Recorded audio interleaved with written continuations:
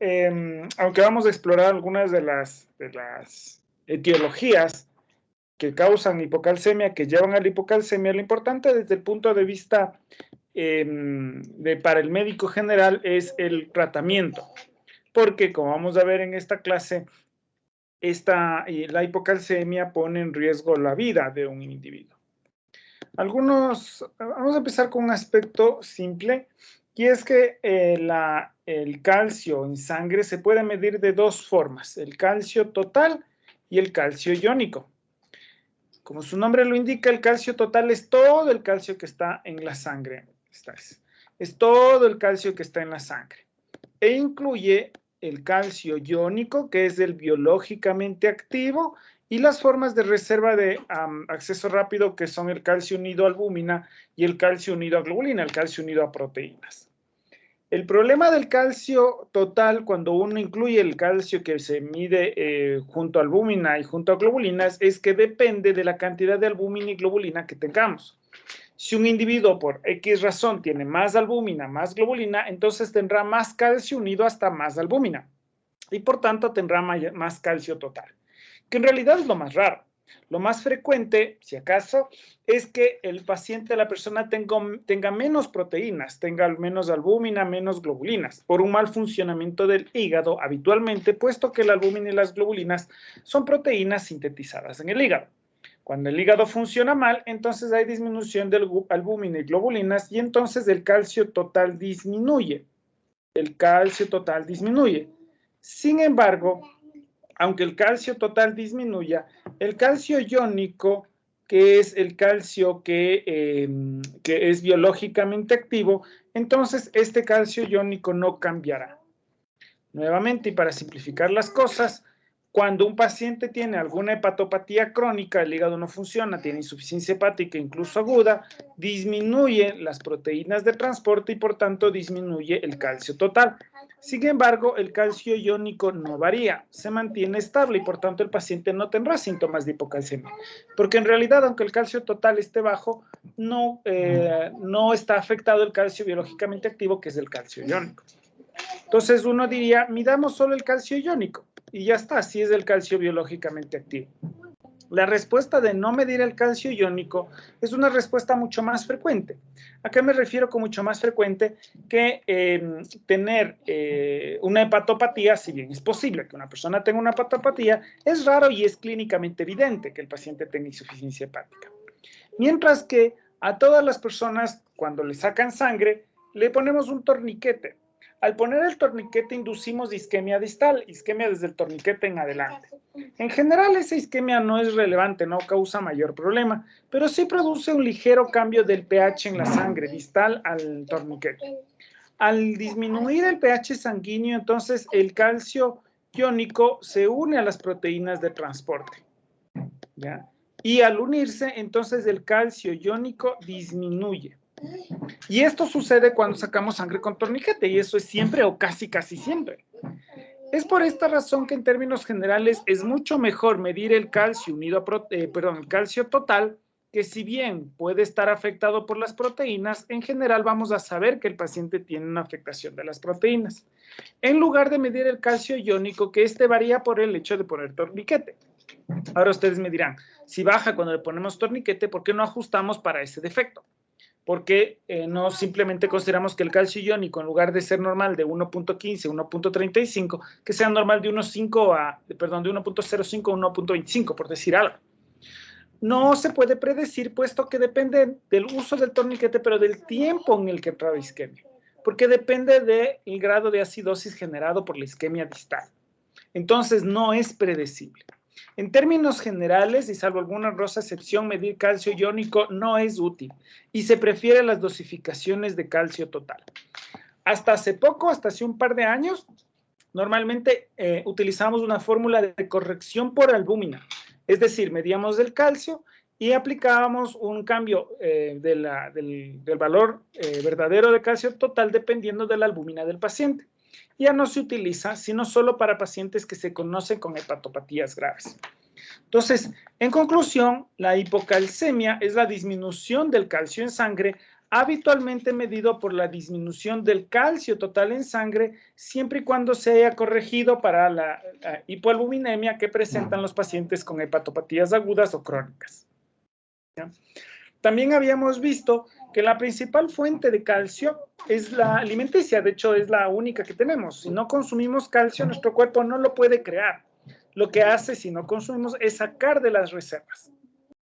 El balance del calcio se da todos los días y vimos como un día que no comamos una cantidad suficiente de calcio, entonces podemos causar pérdidas de calcio en nuestro cuerpo. Sin embargo, las reservas de calcio en el hueso permiten mantener la homeostasis, la cantidad de calcio normal en sangre. Y esto es especialmente importante, mantener el calcio total en sangre, mantener el calcio en sangre dentro de valores normales, puesto que todas las células de nuestro cuerpo requieren calcio para funcionar. Todas las células de nuestro cuerpo necesitan calcio para funcionar, todas. Entonces, la falta de calcio, el exceso de calcio, pone en riesgo el funcionamiento de las células y finalmente la vida. Un aspecto nuevo que ha tomado especial importancia en estos últimos tiempos es la vitamina D. Ya vimos cómo la vitamina D se sintetiza primero por acción de los rayos ultravioleta en la piel y luego se activa en el hígado y finalmente en el riñón. Y la vitamina D activa es la que tiene la función biológica, la que permite la absorción de calcio. Pero recuerden que la vitamina D, además de permitir la absorción de calcio, también es inmunomoduladora. Regula las respuestas inmunitarias ante infecciones virales o bacterianas. Se lo vio como siempre en esta última pandemia de COVID. Los pacientes con vitamina D más baja tenían mayor riesgo de COVID severo en comparación a los pacientes con vitamina D normal. Sin embargo, la suplementación, por cierto, ya de paso les digo, no es eficiente. Suplementar vitamina D a un paciente durante el COVID no mejora los desenlaces clínicos de esta enfermedad. Entonces, primero definimos la hipocalcemia como el calcio sérico por debajo del límite inferior de la normalidad. Esto para calcio total significa menor a 8.5 miligramos por decilitro, considerando que el calcio normal, calcio total normal, está entre 8.5 y 10.5. Bueno, de tomar en cuenta, y es importante considerar que no utilizamos los rangos de referencia de laboratorio. De hecho, los endocrinólogos rara vez utilizamos los rangos de referencia de laboratorio. Y para calcio, especialmente, no utilizamos los rangos de referencia. Consideramos el calcio bajo cuando es menor a 8.5. Eso quiere decir que ustedes tienen que acordarse ese número. Calcio total menor de 8.5 es hipocalcemia, considerando que el calcio total normal va entre 8.5 y 10.5. Ahora, cuando llega un paciente con hipocalcemia, cuando uno se enfrenta a un paciente que tiene el calcio bajo, la primera pregunta que tiene que hacerse es, ¿esto es agudo o es crónico? Es más importante que las etiologías que, como les dije al comienzo, sí las vamos a revisar, pero es más importante definir la duración de la hipocalcemia, puesto que el tratamiento va a depender más del tiempo de instauración, es decir, el tratamiento depende más si la hipocalcemia es aguda o crónica de la etiología. Una hipocalcemia aguda por un hipoparatiroidismo se trata de una forma diferente de una hipocalcemia crónica por hipoparatiroidismo, es decir, las etiologías son exactamente las mismas, hipoparatiroidismo. Pero si es aguda va a requerir un tratamiento y si es crónica va a requerir un tratamiento diferente. La hipocalcemia aguda se da por pérdida del calcio circulante, porque disminuye el calcio circulante.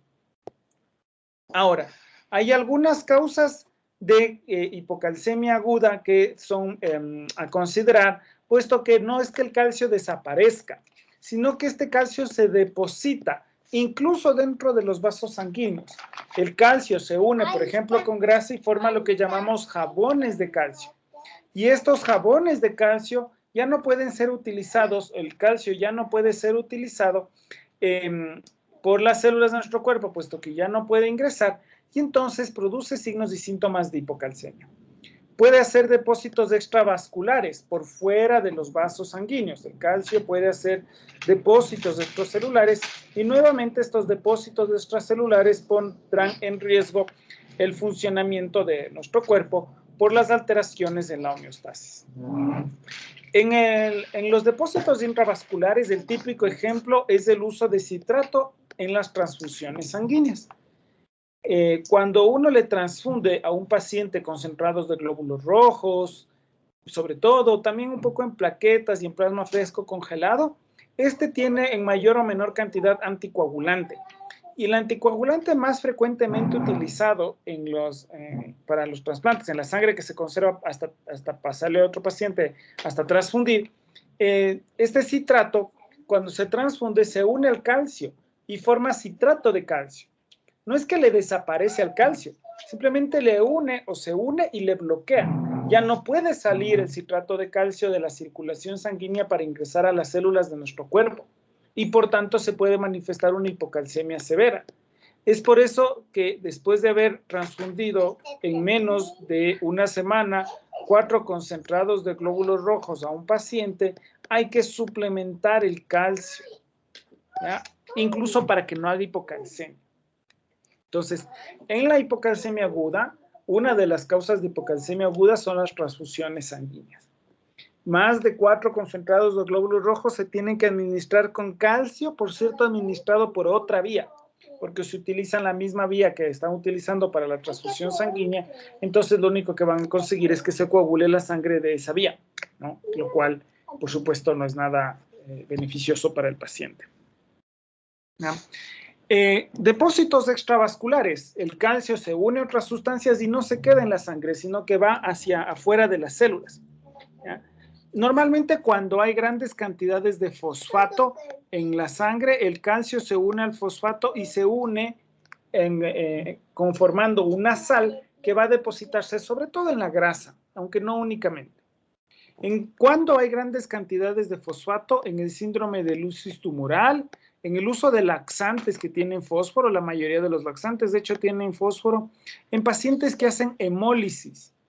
Estos aumentan la cantidad de fosfato increíblemente y entonces se une el fosfato con el calcio, forma fosfato de calcio y esto se deposita por fuera de los vasos sanguíneos en los tejidos circundantes, habitualmente en el tejido conjuntivo.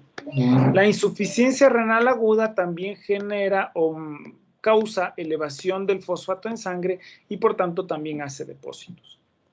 Una causa de hipocalcemia súper frecuente es la pancreatitis. Como les había dicho hace un rato, el calcio se une a la grasa que está en la circulación sanguínea y hace jabones de calcio. Se pueden hacer en la sangre o se pueden hacer en los depósitos o en las colecciones peripancreáticas. En las áreas de necrosis grasa se une el calcio y forma estos jabones. En situaciones de acidosis de cualquier causa, acidosis metabólica, acidosis láctica, en cualquier caso en el que el pH de la circulación sanguínea descienda marcadamente, también se hacen depósitos extravasculares de calcio con fósforo, o sea, de fosfato de calcio. Y esto disminuye el calcio en sangre y por tanto se manifestará como hipocalcemia. Eso en cuanto a las causas como más frecuentes de la hipocalcemia aguda, aunque vamos a ver una que de hecho es la más frecuente, 2 que son las más frecuentes, que las veremos en un ratito, ya les voy a explicar por qué.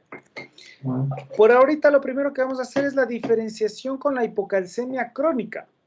Imaginémonos 2 pacientes, uno que tiene calcio de 7 y el otro también, pero esta es una hipocalcemia aguda y esta es una hipocalcemia crónica.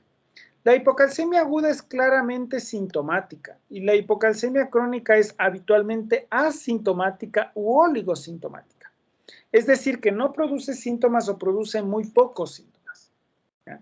Suele asociarse un defecto en la absorción de calcio. O sea que la hipocalcemia crónica suele ser porque no se absorbe calcio. De forma crónica, los huesos van perdiendo las reservas de calcio hasta que se manifiesta con hipocalcemia. Se va instaurando tan lenta y progresivamente que el paciente no tiene síntomas, toma meses o años, más bien años, en instaurarse una hipocalcemia crónica. En el estudio de la hipocalcemia crónica o cuando uno está pensando en un paciente con hipocalcemia crónica, la pregunta siempre es ¿cómo está el aparato hormona? ¿Ya? Estamos hablando de un paciente con hipocalcemia, con calcio bajo en sangre. Si el calcio está bajo en la sangre y las paratiroides están funcionando perfectamente, lo que debería suceder es un sistema de retrocontrol positivo, negativo, y se debería elevar la PTH. Si el paciente tiene hipocalcemia y PTH alta, entonces esta PTH alta es reactiva a ese calcio bajo. Las paratiroides estarían funcionando perfectamente respondiendo a esa hipocalcemia. Mientras que si el calcio está bajo y la PTH incluso está normal o peor aún baja, entonces estamos sabiendo que esas paratiroides no están respondiendo a esta hipocalcemia. Y entonces lo que está llevando a la hipocalcemia es un mal funcionamiento de las paratiroides. Entonces, en el paciente con hipocalcemia crónica, lo que tengo que distinguir es si es con PTH alta o con PTH normal, inapropiadamente normal, nos gusta decir a los endocrinólogos. Inapropiadamente normal se refiere al hecho de que está normal, pero no debería estarlo. Si el calcio está bajo, la PTH debería estar alta. Y entonces es un problema de la paratormona. Hay disminución de la paratormona, lo que se conoce como hipoparatiroidismo. Recuerden que curiosamente un paciente puede tener hipoparatiroidismo, es decir, puede tener PTH baja, aunque la dosificación esté normal. Recuerden, es el concepto de inapropiadamente normal para un calcio bajo. Recapitulando y para comprensión, cuando tengo un paciente con hipocalcemia crónica, esto quiere decir tiene el calcio total menor a 1.8, menor a 8, en 8.5, entonces me pregunto si es PTH alta o es PTH baja. Si es PTH baja o incluso normal con calcio bajo, entonces es un problema de las paratiroides. Y si es un calcio bajo con una PTH alta, entonces es un problema que no depende de las paratiroides. Esto considerando que la principal hormona reguladora del metabolismo fosfocálcico es la PTH. ¿Qué causas tenemos para hipocalcemia con PTH elevada? Con hipocalcemia, el paciente tiene el calcio bajo, a pesar de que la PTH está funcionando bien y debería estar regulando adecuadamente el metabolismo fosfocálcico. La primera causa es problemas de la ingesta o la absorción. La ingesta escasa de calcio de forma crónica y durante mucho tiempo, puede causar hipocalcemia crónica con PTH elevada.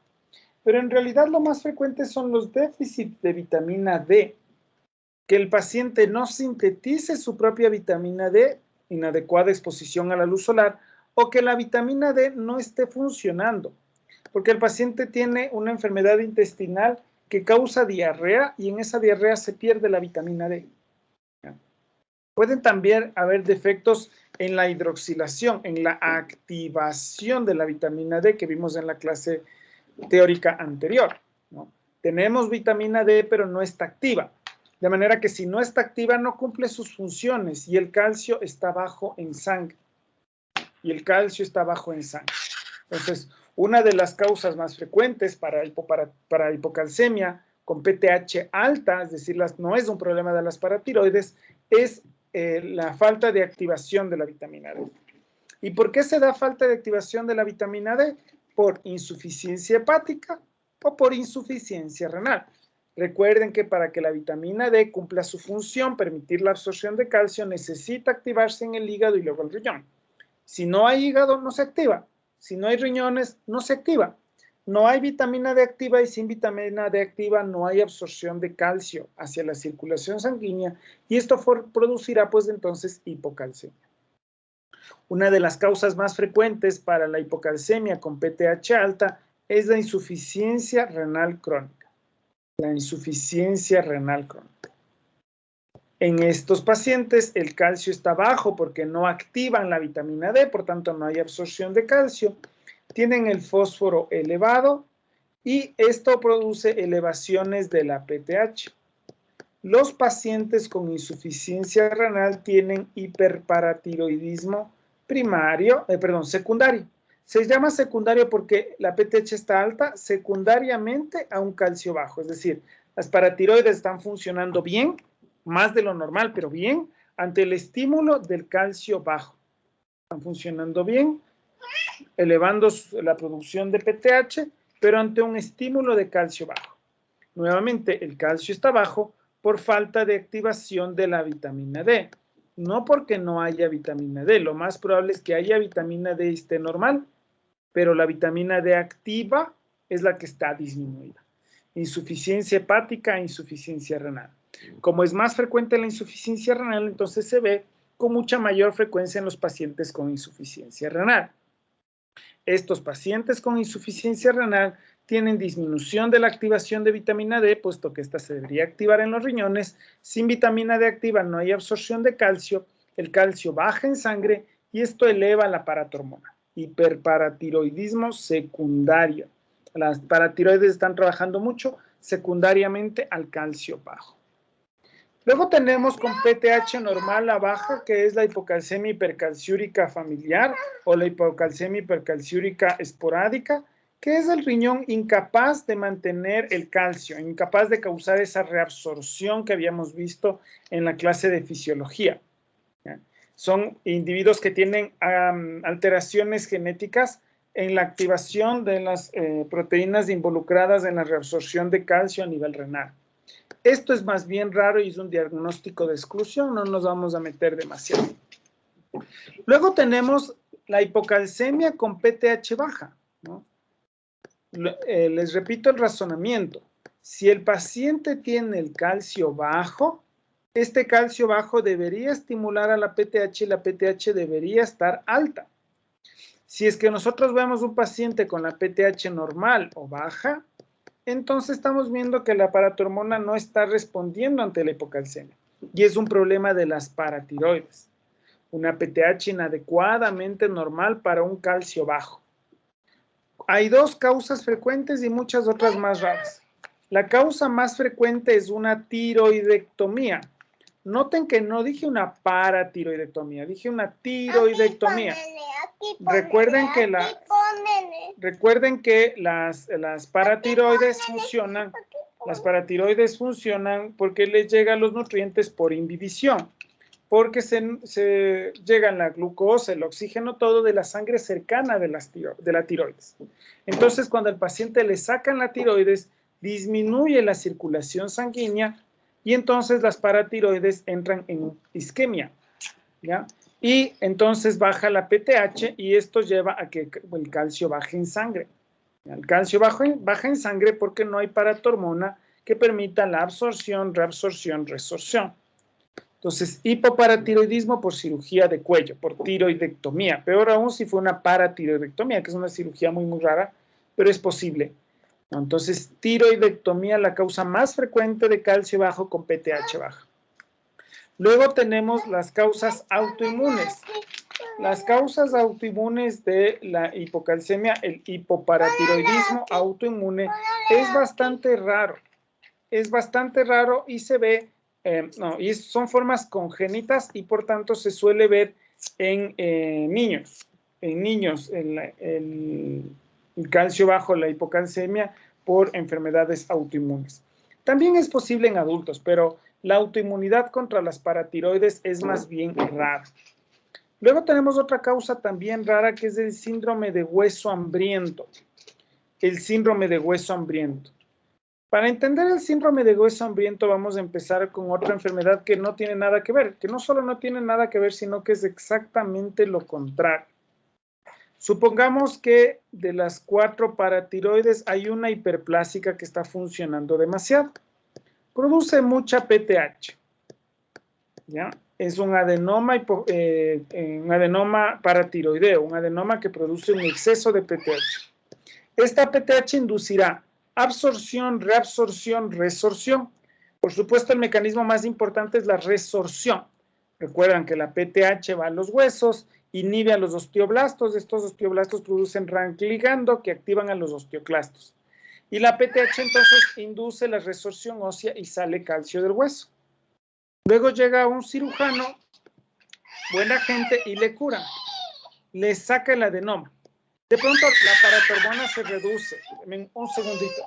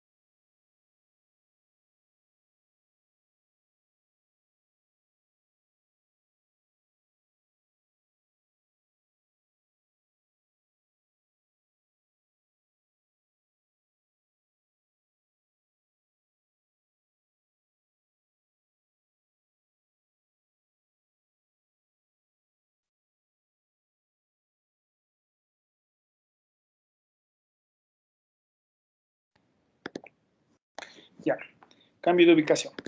Entonces, como les decía, el síndrome del hueso hambriento empieza con un paciente que produce mucha paratormona, habitualmente por un adenoma, por un tumor benigno que produce un exceso de paratormona. El tratamiento es sacar el adenoma, sacar esta paratiroides que trabaja en exceso. El paciente cambia de un minuto al otro de tener una PTH muy alta a tener una PTH muy baja. ¿Qué sucede? La PTH alta estaba sacando calcio de los huesos. Cuando la PTH baja abruptamente, estos huesos empiezan a captar calcio. Recuerden que los osteoblastos tienen actividad constitutiva. Esto quiere decir los osteoblastos trabajan solitos, no necesitan estímulo. La PTH les está bloqueando. Cuando la PTH deja de bloquearles, estos osteoblastos empiezan a funcionar exageradamente y los osteoblastos empiezan a robar calcio de la circulación sanguínea para depositar en los huesos. A esto se le llama un hueso hambriento. El hueso hambriento es una hipocalcemia causada por una hiperactivación de los osteoblastos que a su vez es producida por una disminución abrupta y rápida de la PTH. Habitualmente después de una paratiroidectomía en un paciente con hiperparatiroidismo. Habitual, pero no únicamente, porque la T4 y la T3 también estimulan a los osteoclastos y también inactivan a los osteoblastos. Cuando un paciente está con hipertiroidismo, los osteoclastos están hiperactivados y los osteoblastos están bloqueados. Le sacamos la tiroides cuando es tiroidectomía, cuando se controla muy rápidamente, bajan las hormonas tiroideas y entonces el hueso empieza nuevamente a captar calcio. El síndrome de hueso hambriento es la hipocalcemia producida por una reducción rápida y abrupta, es decir, una gran reducción en la paratormona, habitualmente en un paciente con hiperparatiroidismo o con hipertiroidismo que se le ha removido quirúrgicamente la paratiroides que estaba trabajando mucho o la tiroides que estaba trabajando mucho. Esto inactiva los osteoclastos y permite la activación abrupta de los osteoblastos que tomarán calcio de la circulación sanguínea para inducirlo o para depositar en el hueso. ¿Ya? Entonces, el hueso hambriento es otra causa de hipocalcemia. Ahora noten esto. La primera y la tercera causa de hipocalcemia son clínicamente evidentes. Llega el paciente y en el examen físico ven ahí la herida todavía tapada incluso con steri-strips, con todavía la herida vivita, digamos. Todavía tiene la herida ni siquiera cicatrizada de una tiroidectomía por patología benigno maligna o por una paratiroidectomía. Qué importante la semiología. Investigar todo al paciente, no solo para saber o no solo para llenar el formulario de la historia clínica, ¿ya? Sino para tomar en cuenta estos datos para definir la hipocalcemia. Y es más, esta es la primera causa de hipocalcemia, la cirugía de cuello. La tiroidectomía es la primera causa de hipocalcemia. Después de la tiroidectomía tenemos la insuficiencia renal.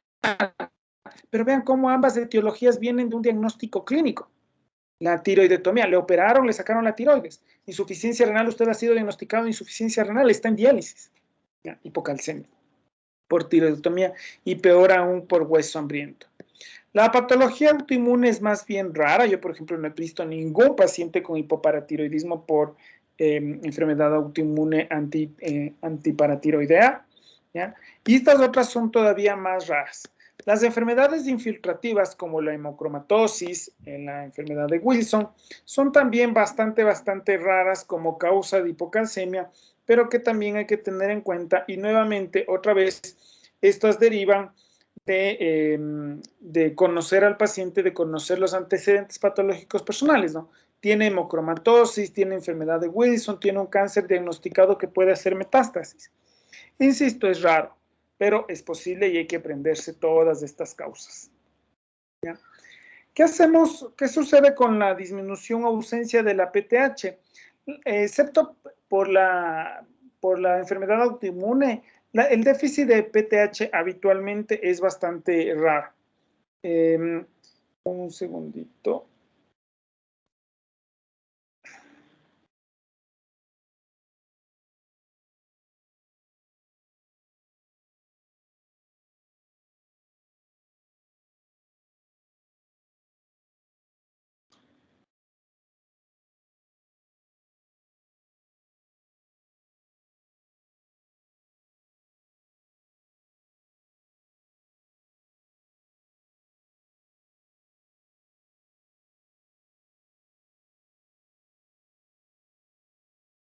Ya. Entonces, la mayor parte de deficiencias de PTH, de que tenga el calcio bajo por una PTH baja, es el déficit leve de PTH, ¿no? Son pacientes que habitualmente están normocalcémicos o no tienen síntomas de hipocalcemia. Tienen déficit absoluto con hipocalcemia mantenida y no tienen síntomas. Pueden llegar a tener hipocalcemias de 7, por ejemplo, y no tener ningún síntoma. En cambio, los déficits agudos, por ejemplo, sacarle la tiroides y que de pronto baje la PTH a 7, el calcio a 7, esto sí causa síntomas. Entonces, les voy a hablar acerca de las causas más frecuentes de hipocalcemia. Primero, las de PTH baja, como el hipoparatiroidismo. Por largo, el postquirúrgico, el posttiroidectomía, es el más frecuente. Puede ser posttiroidectomía o postparatiroidectomía. Se puede ver también con algunas otras cirugías de cuello mucho más raras de hacer, como por ejemplo por cáncer de laringe, en el que sacan todo y dejan hecho un gran hueco, entonces se les va las paratiroides incluida en el tumor que están sacando. Entonces, pero tiene antecedente de que fue recientemente operado, ¿ya?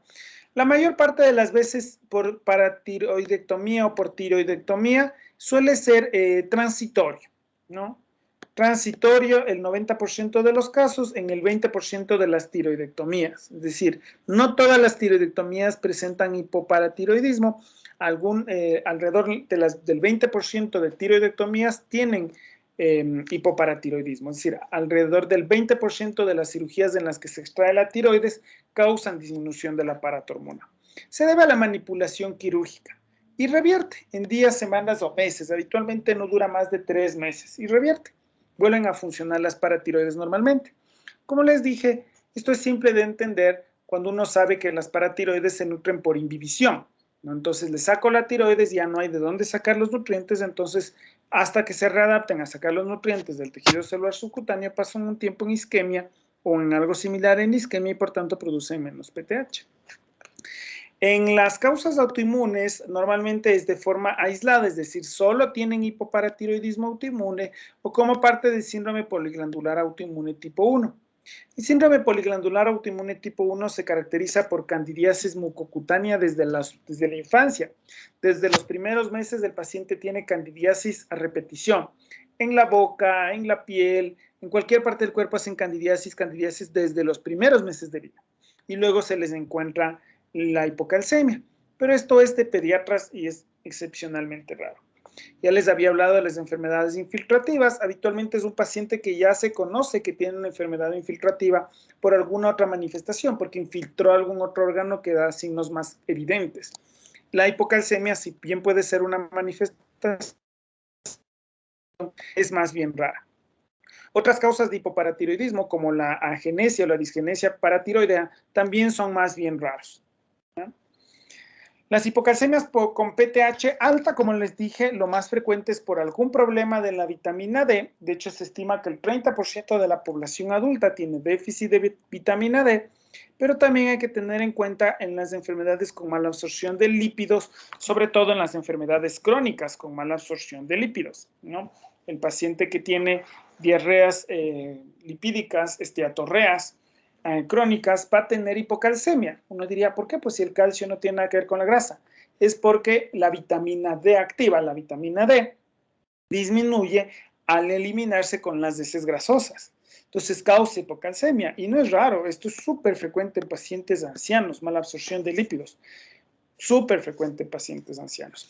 Ahora que cada vez más frecuente la cirugía bariátrica, los pacientes con cirugía bariátrica no absorben bien los lípidos y con todos los lípidos se va perdiendo la vitamina D y presenta hipocalcemia. ¿Ya? Los defectos de la hidroxilación, que ya les dije, les repito, la insuficiencia hepática, la insuficiencia renal y algunos fármacos como ciertos antituberculosos y ciertos anticonvulsivantes. La reina del déficit de vitamina D o la reina de la alteración de la vitamina D es la insuficiencia renal crónica. Cuando el clearance de creatinina está por debajo de 40 ml minuto, debería ser, el clearance de creatinina es menos de 40 ml minuto, entonces hay disminución de la actividad de la vitamina D y el paciente presenta hipocalcemia. Las manifestaciones clínicas de la hipocalcemia se relacionan con la magnitud y la rapidez de la instauración de la hipocalcemia. Las manifestaciones clínicas, los síntomas, los signos clínicos, depende de qué tan bajo está el calcio, sí, pero sobre todo qué tan rápido bajó el calcio. En las manifestaciones agudas predominan los síntomas neuromusculares, los neuropsiquiátricos y los cardíacos. Neuromusculares, neuropsiquiátricos y cardíacos. Y en el síntoma, en la hipocalcemia crónica, en cambio, hay calcificaciones de los tejidos musculares, de los tejidos, perdón, blandos, ¿ya? Puede haber presencia de cataratas, calcificación de los ganglios basales o manifestaciones extrapiramidales por calcificación de los ganglios basales. Es bien peculiar pensar que si el calcio está bajo en sangre, esto produce depósitos de calcio en los ojos y en el cerebro, depósitos de calcio, calcificación de los ganglios basales y catarata. Y no predominan otros signos clínicos. El que ustedes ven en esta fotografía en sus pantallas es la forma, el signo clínico con mayor sensibilidad y especificidad para hipocalcemia. Es el signo de Trousseau, que por cierto se escribe Trousseau, el signo de Trousseau. En el signo de Trousseau, si es que yo induzco una hipoxemia, por ejemplo, le pongo el tensiómetro para disminuir la circulación sanguínea, induzco hipocalcemia, hipoxemia, induzco hipoxemia, y esta hipoxemia produce la contracción muscular sostenida de los músculos involuntarios, de los músculos voluntarios, perdón, la contracción muscular sostenida de los músculos voluntarios. Esto es lo que se llama la mano de partera. ¿Ya? El paciente tiene un calcio bajo o límite bajo, y nosotros hacemos que a partir de la compresión del manguito del tensiómetro, entonces aquí el calcio baje más todavía, inducimos una hipocalcemia aguda leve, ¿ya? En un paciente que ya tiene hipocalcemia. El paciente tiene hipocalcemia que no tiene síntomas, nosotros inducimos isquemia, recuerden que la isquemia produce más hipocalcemia, empeora la hipocalcemia y el paciente tiene síntomas neuromusculares. Es signo de Trousseau. Normalmente cuando yo sospecho que un paciente tiene hipocalcemia, le hago este signo, le insuflo el manguito 10 milímetros de mercurio por encima de la presión arterial sistólica, o lo que es lo mismo, hasta que se pierde el pulso, 10 milímetros de mercurio más. Y eso lo mantengo por hasta 3 minutos. Tan pronto como el paciente haga el signo clínico de Trousseau, que es la mano como ustedes están viendo, entonces suelta el manguito, porque eso, por cierto, es doloroso. Si es que no lo hace hasta los 3 minutos, considero que tiene Trousseau negativo y que no tiene hipocalcemia. El signo clínico de Trousseau. Y este es el signo clínico de Bostek, que por cierto se escribe CH Bostek. Ya por eso le suelen decir Che Bostek, pero normalmente es el signo clínico de Bostek. Pero más allá de que escriban bien el nombre, que se sepan el nombre, lo interesante es lo fácil que es de hacer, ¿no? Se percute sobre la inserción del músculo o temporal orbicular de los labios, ¿ya? Y se da la contracción muscular involuntaria del músculo orbicular de los labios. Puede hacer esta mueca, o normalmente dicen que lanzan como besitos. Hacen signo clínico de Bostek. Son los dos signos clínicos típicos de la hipocalcemia. El signo de Trousseau y el signo de Bostek. Por cierto, pueden llegar pacientes con hipocalcemias severas que presentan un Trousseau espontáneo. Esto quiere decir que sin ponerles el manguito de presión ya vienen con esta contracción en mano de partera. Ya vienen con esta contracción en mano de partera. ¿Ya? Es una hipocalcemia severa.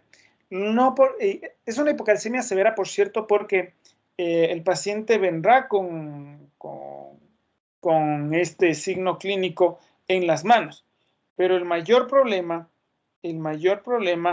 es que cuando hacen esto, pueden hacer una contracción muscular sostenida de los músculos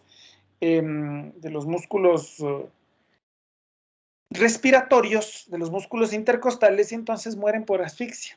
Los pacientes con hipocalcemia severa pueden morir por asfixia por una contracción muscular sostenida de los músculos voluntarios.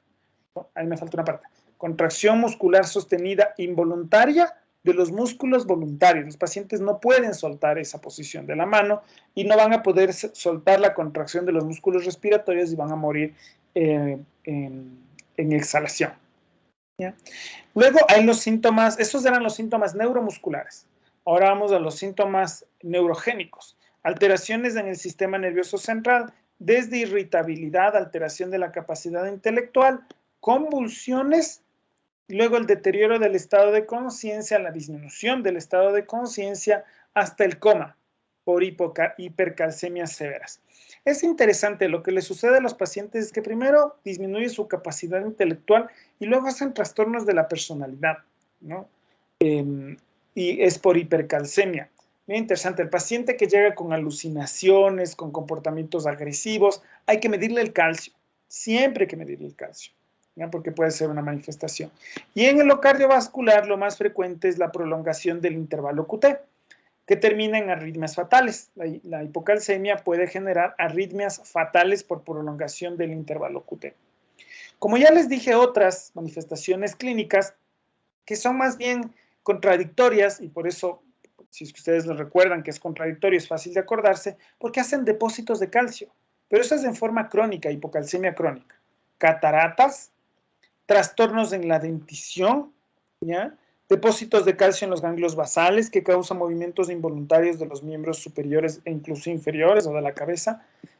Depresión también se puede ver. ¿Cómo se hace la medición? Como ya les dije, calcio total plasmático menor de 8.5. ¿Ya? Si es que sospecho que mi paciente tiene hipoalbuminemia porque tiene alguna hepatopatía, entonces tengo que hacer el calcio corregido por la albúmina, que es una fórmula simple. Según la presentación clínica, si tiene manifestaciones clínicas de insuficiencia renal, pues le pediré la creatinina en sangre, pero recuerden que esta solo es un dato, no sirve de forma aislada, sino que sirve para calcular el clearance de creatinina. También siempre tengo que medir el fósforo y el magnesio, y cuando tengo hipocalcemia, la primera pregunta que me hago es si es con PTH alta o con PTH normal o baja. Con PTH normal o baja es compatible con hipoparatiroidismo, con PTH alta es por otra causa que no depende de las paratiroides, y también medir la vitamina D siempre y cuando tengamos creatinina normal, porque si el paciente tiene insuficiencia renal, pues ya para qué le pedimos la vitamina D, y tampoco la PTH, quizás para confirmar nuestro diagnóstico, pero no sirve para nada. Entonces solo con vitamina D, con PTH normal. Entonces, tengo un paciente con hipocalcemia, le mido el fósforo. Luego mido la producción de PTH. Si es que el paciente tiene alteraciones renales, sospecho de alteración en la reabsorción de calcio o en los problemas de vitamina D. ¿Ya? Si es que es un problema de vitamina D, tengo que tener en cuenta cómo está el hígado y cómo están los riñones, la piel, la exposición a los rayos ultravioleta más o menos, la dieta normalmente no puede causar insuficiencia de vitamina D. ¿Ya? Sospecho que tiene hipoalbuminemia o tiene hipoalbuminemia, en ese caso se hace la corrección por albúmina. Si tiene la albúmina normal, no hay que hacer corrección para albúmina. Mido la paratorbona sérica. Si está alta, lo primero que pienso es en un hiperparatiroidismo secundario y mido la creatinina. Veo si tiene falla renal. Si tiene la PTH alta, puede ser por vitamina D baja. Entonces, creatinina, vitamina D. ¿Ya? Si es que la PTH está baja o normal baja, puede ser por déficit de magnesio y le trato de corregir, o por hipoparatiroidismo por defectos del receptor sensor de calcio, que es más bien raro. Tratamiento. En el tratamiento es donde, como les dije al comienzo de la clase, hay que prestarle más atención, porque el tratamiento de la hipocalcemia crónica es totalmente diferente del tratamiento de la hipocalcemia aguda. Un segundito.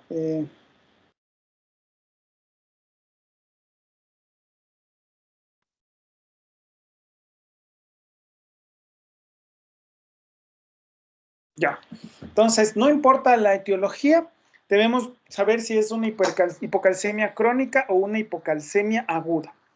La hipocalcemia crónica se trata con sales de calcio, que existen dos, el carbonato y el citrato, que la única diferencia es que el citrato es más caro y las pastillas son más chiquitas, pero igual son pastillotas, ¿no? De ahí no hay mayores diferencias y por eso el cuadro tiene carbonato de calcio, porque es más barato y es igual. Darle vitamina D al paciente o los análogos sintéticos de la vitamina D, porque si el paciente tiene insuficiencia renal, el problema es que no activa la vitamina D. ¿Para qué le doy vitamina D? No va a activar. Necesito darle vitamina D activa que se llama calcitriol. O si no, le podría dar calcidiol. ¿Ya? El calcidiol también es una alternativa terapéutica, pero eso lo verán más bien en insuficiencia renal en nefrología. ¿Sí? Y magnesio también para los pacientes que tengan déficit de magnesio. ¿Ya? Las sales de calcio, el carbonato de calcio se puede dar, vienen tabletas de 500 miligramos y normalmente se empieza con 500 miligramos cada 8 horas. Habitualmente el carbonato de calcio se debe dar con el estómago vacío, pero finalmente produce gastritis de forma crónica, gastritis química. De manera de que no es recomendado y a pesar de que la absorción es menor cuando se da con los alimentos, de todas formas se prefiere para no terminar destruyendo el estómago del paciente. Si les gusta gastar la plata por las puras alberjas, les dan citrato de calcio, que sí se puede dar con comidas, sin ningún problema. La vitamina D para el paciente con déficit de vitamina D, 1000 a 5000 unidades diarias hasta normalizar la vitamina D. Nuevamente, los valores de vitamina D normales son entre 30 y 100 y se tienen que mantener en el tiempo entre 30 y 100. ¿Ah? No el rango del normal de laboratorio, sino entre 30 y 100. La forma activa de calcitriol solo indicado en pacientes con insuficiencia renal o bajo supervisión de un adulto responsable, porque el calcitriol puede causar hipercalcemia. La vitamina D no produce hipercalcemia. Eso es lógico, porque la vitamina D no tiene función activa, es un metabolito para la síntesis de vitamina D activa, de vitamina D3 activa. Entonces, si yo le lleno de vitamina D al paciente, no se va a activar en el riñón si no hace falta. Pero en cambio, si le doy vitamina D activa, puedo inducir hipercalcemia y eso puede poner en riesgo la vida del paciente. Entonces, en los pacientes con hipocalcemia crónica, le puedo dar calcio vía oral, vitamina D si lo que tiene es déficit de vitamina D, calcitriol si lo que tiene es insuficiencia renal, por tanto no activa la vitamina D, o insuficiencia hepática y por tanto no activa la vitamina D. Y ahí tengo que hacer primero el tratamiento, el diagnóstico etiológico, como hemos visto, PTH baja, PTH normal o alta. Mientras que el paciente con hipocalcemia aguda sintomática requiere tratamiento inmediato. Si puedo sacarle sangre para medirle PTH, en buena hora. La muestra de sangre para dosificación de PTH no se puede diferir. No puedo sacarle sangre ahora y guardar para medir mañana. No hay forma. Se tiene que medir en los primeros 30 minutos después de la extracción. Si mi paciente tiene síntomas, está en riesgo su vida, tiene Trousseau positivo, tiene Bostec positivo, es más, viene con Trousseau espontáneo, saco calcio, mido y le paso calcio por vía intravenosa. Los endocrinólogos, cuando hacemos estas cosas, nos gusta decir primero disparamos y luego averiguamos. En hipocalcemia aguda sintomática, el paciente con Trousseau positivo o Trousseau espontáneo, primero hay que tratar y luego vemos cómo averiguamos.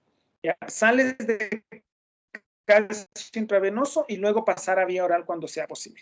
En la hipocalcemia aguda sintomática, 2 ampollas de gluconato de calcio al 10% pasar en 10 minutos. Después de terminar la infusión, en 10 minutos el paciente ya debería estar asintomático, debería tener Trousseau negativo.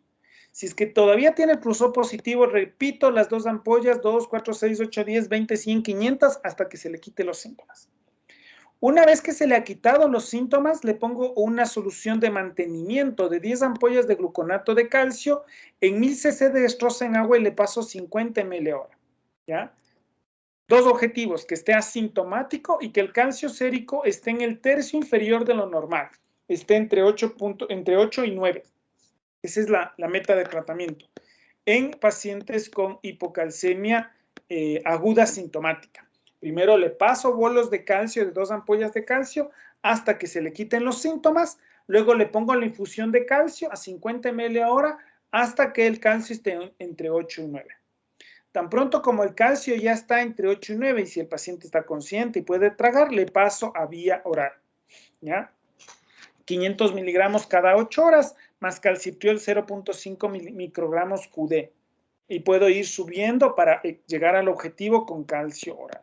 Entonces, esta diapositiva es la que va a salvar la vida a sus pacientes.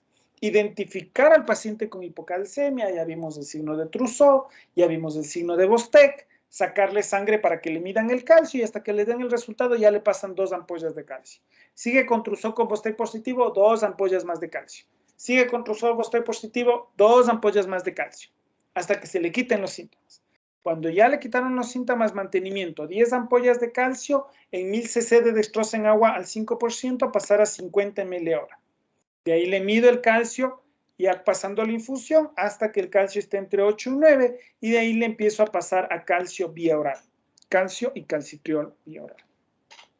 Entonces, esto es lo más importante, esto es lo que les voy a tomar en el examen, el manejo del agudo, el manejo del crónico más o menos, y las etiologías también, para que tengan una idea, pero como les dije, verle al paciente si tiene cicatriz de tiroidectomía, ver si tiene signos y síntomas clínicos de insuficiencia renal, pensar en que tiene insuficiencia renal, pensar en que darle calcio y vitamina D al paciente con insuficiencia renal no le sirve para maldita la cosa, lo que hay que darle es vitamina D activa, hay que darle calcitriol. Porque lo que no hace es activar la vitamina D, todo lo demás me hace perder tiempo. ¿Preguntas que tengan? Doc, una pregunta, ¿cuánto es lo máximo de calcio que le podemos pasar así hasta que se pongan los síntomas? ¿O le mandamos así? 1.000 millones de ampollas de calcio. Ah, ya. Siguiente pregunta. No, Doc, ¿podría repetir cuál es la vía, o sea, cuando se pasa el calcio vía oral, cuánto dijo que era? Ya, verás, cuando ya está con el calcio entre 8 y 9, pasándole la infusión de calcio endovenoso, esta infusión, ahí le empiezan a pasar a calcio oral. Le sobreponen, es decir, le pasan la infusión y le pasan 500 miligramos de carbonato de calcio cada 8 horas, o sea, una tableta de calcio cada 8 horas y 0.5 microgramos de calcitriol QD. Le miden el calcio. Está más de 9, van bajando a la mitad la dosis de mantenimiento. Y así van jugando, bajando el calcio intravenoso, subiendo el calcio oral. Al final tiene que quedar con solo calcio oral, pero una dosificación de calcio entre 8 y 9.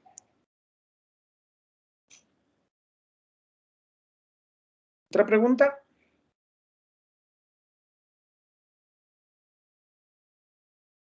¿No? Esto en cuanto a hipocalcemia. La próxima semana vamos a hablar de hipercalcemia. ¿Ya? Nos falta hipercalcemia, osteoporosis, hipogonadismo masculino y hipogonadismo femenino. Nos faltan 4 clases. Lo que más nos falta con ustedes, los casos clínicos que son los más importantes, porque ahí es donde se supone que aprenden. Porque todos estos son ejercicios teóricos y ustedes pueden leer en cualquier lado. Lo importante es discutir los casos clínicos y ver cómo no pueden aplicar esto a un paciente. Tienen que aprender a aplicar estos conceptos en pacientes. Y entiendo que esto les cuesta, pero el trabajo es que ustedes aprendan a aplicar los conocimientos en los pacientes. Porque aprenderse de memoria, ni para qué te recibir clases. Yo les puedo decir cualquier barbaridad, puedo ser muy malo explicando, hablar demasiado rápido, no sirve para nada. Lo que ustedes necesitan es aplicar al paciente. Y para eso necesitan los casos clínicos y como hemos visto repetidamente son muy deficientes en eso y tienen que seguirlo aprendiendo. Están en el momento de aprenderlo antes de que lo aprendan costando vidas a los pacientes. Listo. Entonces, si no tienen más preguntas, nos vemos el lunes en el caso clínico. Chao, goodbye. Hasta luego, gracias. Hasta luego. Gracias, Gracias, Doc. Hasta luego. Gracias, Doc.